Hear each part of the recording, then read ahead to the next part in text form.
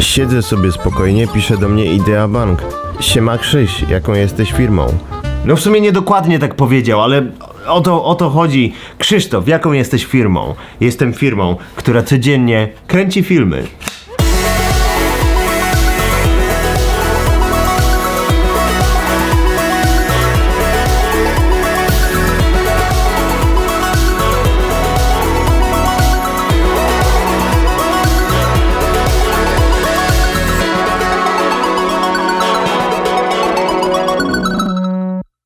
Znajdujemy się teraz w Tokio, w siedzibie Tofu Media.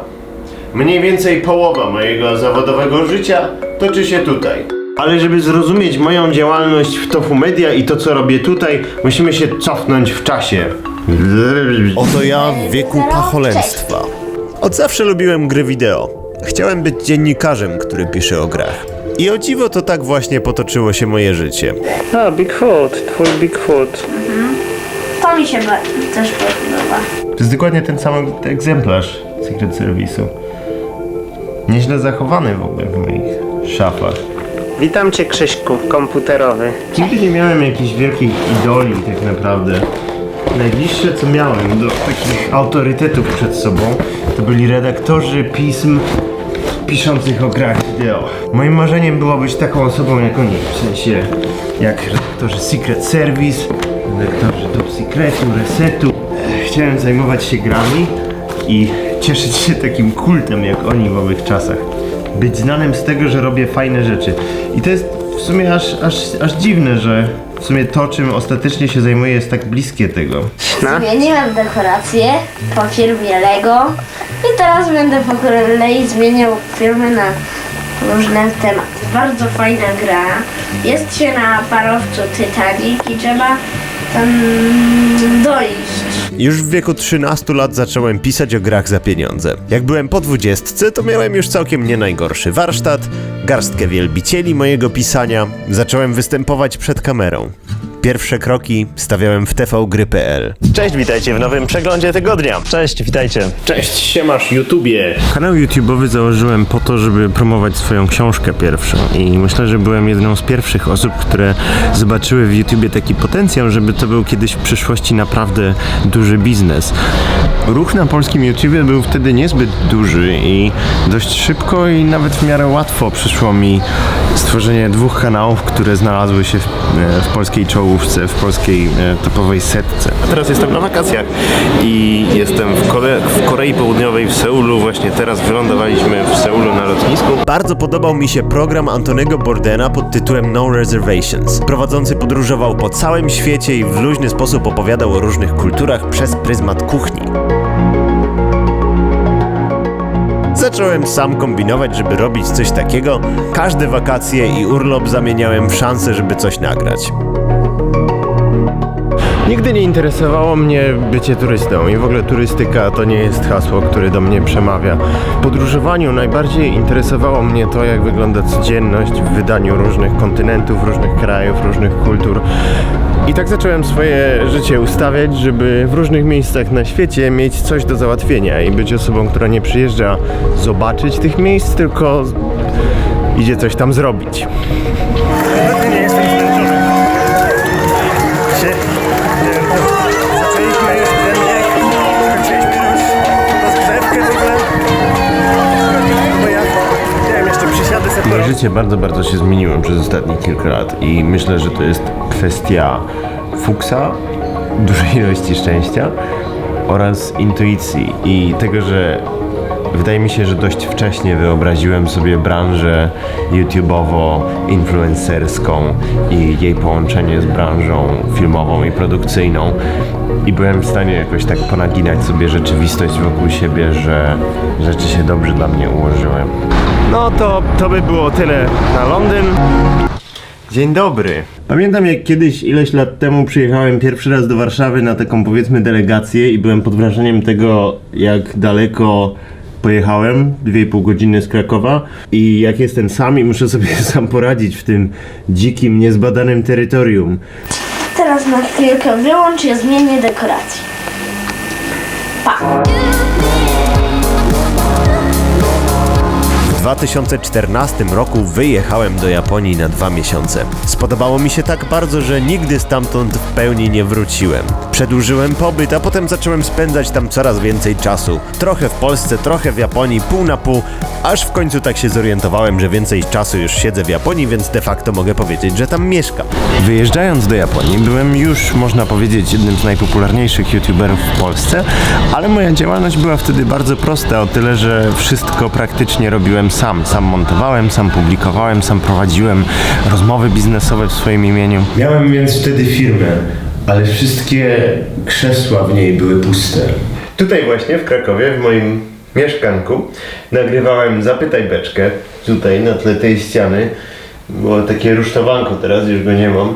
No różne programy tutaj powstawały i one były na tyle popularne, że czułem, że YouTube czy tworzenie treści, filmy to będzie to, czym ja się będę zajmować. Już bardzo dużo mnie znało właśnie z tego, ale jeszcze nie miałem takiego do końca potwierdzenia, że to jest to. Byłem w tamtym czasie trochę zagubiony twórczo. Moje filmy nie miały oglądalności, która by mnie zadowalała. Programy komediowe mnie męczyły.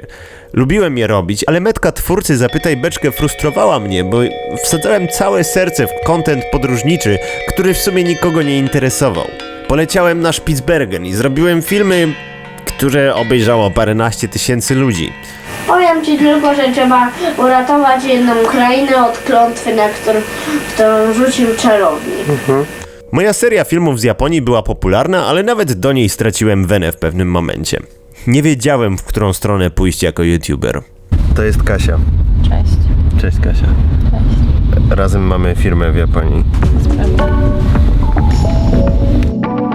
W pewnym momencie poznałem Kasię. Jednocześnie założyliśmy w 2015 roku firmę w Tokio, która działała niezależnie od tego, co robiłem na YouTubie w Polsce. Starałem się korzystać z doświadczenia filmowego, jakie miałem, a jednocześnie zaczynaliśmy przecież od zera, bo w Japonii nikt nie wiedział, kim jesteśmy i czym się zajmujemy. Tadam! W końcu doszliśmy do naszego biura w Tokio. Istnieje w Japonii bardzo niewiele firm założonych przez Polaków. Mamy przyjemność być jedną z nich. Tutaj prowadzimy sobie właśnie działalność produkcyjną. Pracujemy z firmami japońskimi, które chcą sobie nagrać coś fajnego, co będzie czytelne dla zachodniej publiczności, i pracujemy z firmami zachodnimi, które chcą zrealizować sobie w Japonii jakiś projekt. 4 lata temu przyjechałem do Japonii poznać Tokio i nakręcić coś w Tokio. Teraz po nagraniu tutaj już kilkuset projektów oferuję swoją wiedzę i naszą wiedzę wspólną jako coś, co ma wartość. W sensie, jak ktoś chce przyjechać i wiedzieć, gdzie pójść, żeby nagrać coś ładnego, to bardzo prawdopodobne jest, że jesteśmy mu w stanie w tym pomóc. I biznes szedł nam całkiem nieźle, ale na YouTubie wciąż nie mogłem znaleźć swojej idealnej formuły. Przez kilka miesięcy robiliśmy codziennie dość ambitnego daily vloga prowadzonego z 2 perspektyw, Kasi i mojej, The Waga Pies Daily. Bardzo dużo się na tym nauczyliśmy i zyskaliśmy dużo doświadczenia, ale ten program nigdy nie zdobył oglądalności, na którą liczyliśmy, więc też musieliśmy go wyrzucić. W styczniu 2016 roku powstał film, który wszystko dla mnie zmienił. Bałem się ten film opublikować, bo wydawało mi się, że jest taki motywująco sucharowy trochę. Bałem się, że ludzie znający mnie z Krzysztofa Kanciarza poczują się zdradzeni, ale na szczęście moje lata śmiania się z filmików motywacyjnych spowodowały, że jestem w stanie wyczuć tę delikatną granicę między sucharem a czymś, co trafia w głębsze uczucia widzów. Propsy dla Kasi, że mnie wtedy dobrze naprowadziła. Filmy podróżnicze od tego momentu zaczęły być moją główną wizytówką i to było dla mnie niesamowicie odświeżające. Niedługo potem rozpocząłem serię daily vlogów po polsku, które stały się trzonem tego, co robię i które praktycznie od samego początku zyskały bardzo duży pogłos i bardzo się ludziom podobały. Potem przyszedł krok pierwszy – Patronite. Poczułem się naprawdę lubiany przez społeczność swoich widzów i poczułem, że mam wsparcie setek i tysięcy osób w Polsce. Wszystko zaczęło się układać w nową, lepszą rzeczywistość. I te prawdziwe przełomy przyszły, jak miałem już na karku kilka tysięcy zrealizowanych filmów na przestrzeni około 8 lat. Naprawdę warto być konsekwentnym. Szybka wycieczka po moim pokoju. Książki, ładowarki do wszystkiego do vloga. Komputer, na którym codziennie wysyłam materiały do vloga. Centrum rozrywki, na którym oglądam YouTube'a. Magazyn sprzętu. Mam tutaj poukrywane dużo rzeczy, które byłyby mokrym snem każdego fana aparatów i obiektywów. Jeszcze więcej sprzętu. Generalnie sprzętu jest tutaj aż za dużo, ale mam nadzieję, że teraz będzie on używany i w Polsce, i w Japonii. Niby nic, nie? A to jest jedno z najczęściej oglądanych mieszkań w Polsce, mimo że nie jest w Polsce. Kilka lat temu przedsięwziąłem sobie taki cel, żeby zrobić najładniejszą serię vlogów na świecie. Dzięki temu, że po drodze dostałem bardzo dużo wsparcia od widzów za pośrednictwem Patronite'a i ogólnie bardzo dużo serdeczności, to udało mi się osiągnąć jakiś sukces na realizacji tego celu. Czy to jest najładniejszy na świecie? Nie wiem, ale jest, myślę, że na wysokim światowym poziomie. Budżetowe bariery są zawsze, ale generalnie robimy rzeczy z użyciem najfajniejszych technologii, jakie są w danym momencie dostępne. To dosyć kosztowne. Podoba ci się taka zabaweczka? Pewno. Ładną zabaweczkę dostałeś. Proszę mówić do mnie, panie kamerzysto. Mimo, że całe to moje zwariowane życie toczy się w różnych miejscach na ziemi jednocześnie, to tutaj mam wszystko, czego potrzebuję. Trochę książek, trochę sprzętu. W sumie to bardzo dużo sprzętu elektronicznego. Ale tutaj przynajmniej mogę się skupić. Tutaj zawsze najlepsze pomysły mi przychodzą właśnie w tej minimalistycznej, malutkiej, japońskiej przestrzeni. A teraz zobaczmy sobie najnowszą ewolucję tego, czym się zajmuję jako firma.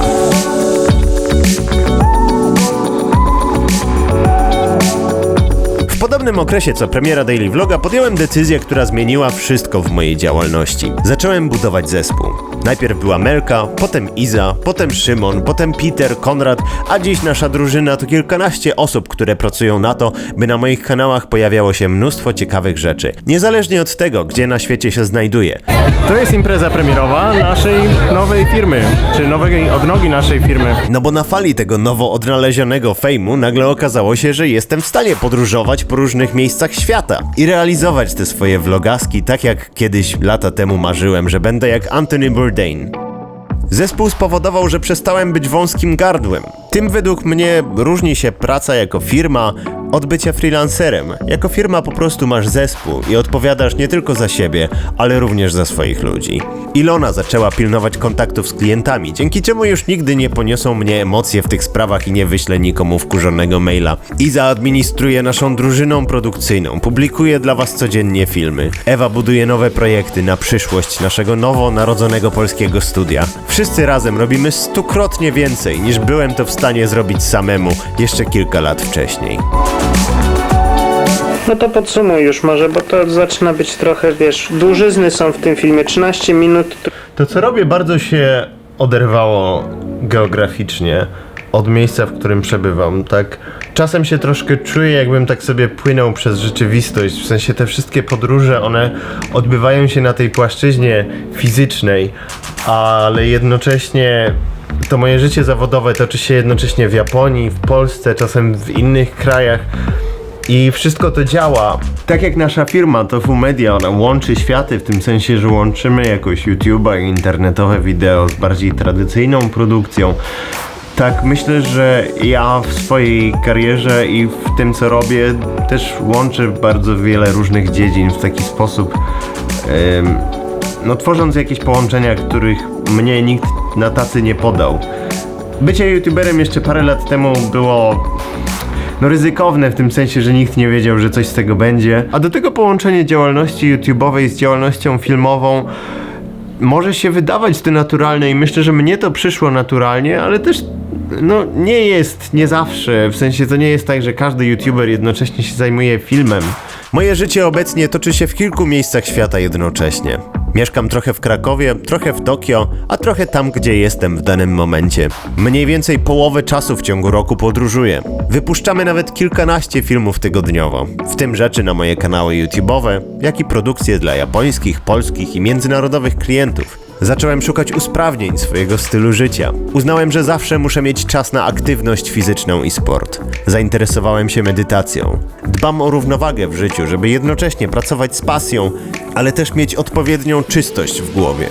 Moim przekazem jest ciężka praca, konsekwencja w działaniu, poszukiwanie swojej pasji i sporo dystansu do siebie. Dlatego wciąż po latach nawet na moment nie myślę, żeby przestać się wygłupiać na swoim kanale komediowym. Myślę, że to ważne, żebym robił te rzeczy, od których zaczynałem i które wciąż sprawiają mi mnóstwo radości. Robię dużo różnych rzeczy i sam się w tym wszystkim czasem gubię tak naprawdę, ale dobrze się w tym wszystkim bawię i mam nadzieję, że wy również oglądając te nasze produkcje, bo na koniec dnia to chodzi o to, żebyśmy produkowali rzeczy, które będą się podobać publiczności. No to trzymajcie się, pa pa. Pa!